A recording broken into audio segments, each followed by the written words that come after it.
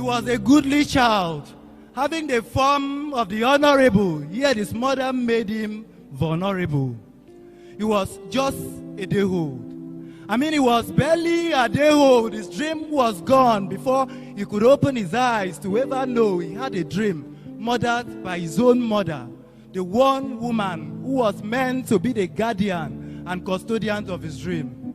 Sorrow was meant to last for the night, but this time it came back in the morning.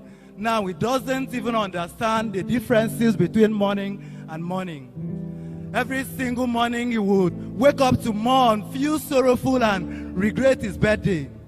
His birthday was supposed to be his best day, but his mother ruined it. She named him Jabez. Mommy, Jabez, this decision was not the best. Jabez was born to be the best. This child is a hero. This child is not a child of sorrow.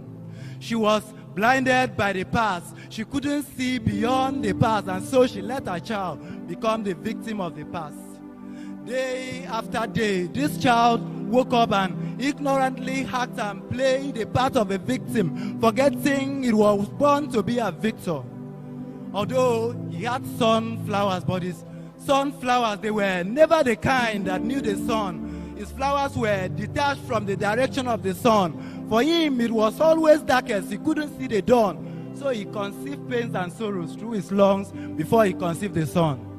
But beyond his thick cloud of darkness was a silver lining. A voice that constantly reminded him that he was a rare kind among his kind.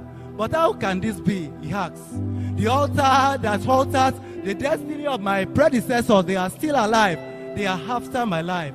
How can this be? This was a confusion that constantly dragged him into frustration. For him to break free, he needed to set a high standard. He needed to get connected to the Most High. Now he is 16, still bound by the same thing. He is 16, he still doesn't understand John 3:16. He still doesn't know why Christ came to die. But how could he not understand that for him to break free from his obscurity, he needed the light of the world? How could he not understand this? So he's certain it was not just about the name he bore. No. It was about the ignorance of his identity, his true identity, his self-worth, and his ability. It was not about the name he bore. So he said to me, light, they say, comes at the end of the tunnel, but I've been waiting in this tunnel expecting the light. What if the light comes at the beginning and not always at the end? Who cut the light from the beginning? I laughed and I said unto him, in the beginning was the light. The light shined in darkness, and the darkness comprehended it not. So your light begins with Christ. If Christ is at your beginning, guiding you through the journey, then your light doesn't have to come at the end. No, it can come at the beginning, for Christ is not just a savior, he's also a destiny helper. It's like he's always at the gym, because I've seen him constantly lifting the weight of sin. He's the new beginning for every beginner, and you can still have a new beginning. I was glad he finally understood, and so he said to me, I know my worth, I can't be bought. I'm not a non-entity, I have an identity, I have a vision.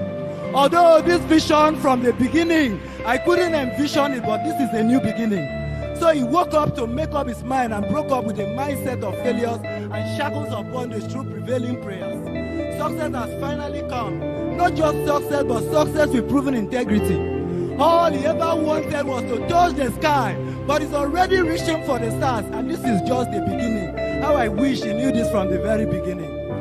See, I don't know who need to hear this at the Alpha location, but I have a message from the Alpha to every geographical location.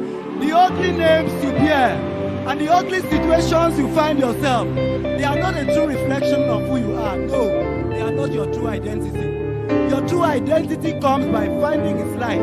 Finding His light means bringing Christ into the equation. And if Christ is in the equation, finding your identity should not take you a lifetime, since you have the privilege of engaging the God of all seasons and time on your knees. Why the struggle when you still have your knees? So wake up. Make up your mind to break up with the mindset of failures and shackles of bondage through prevailing prayers and hard work. Then you have success with integrity. Thank you.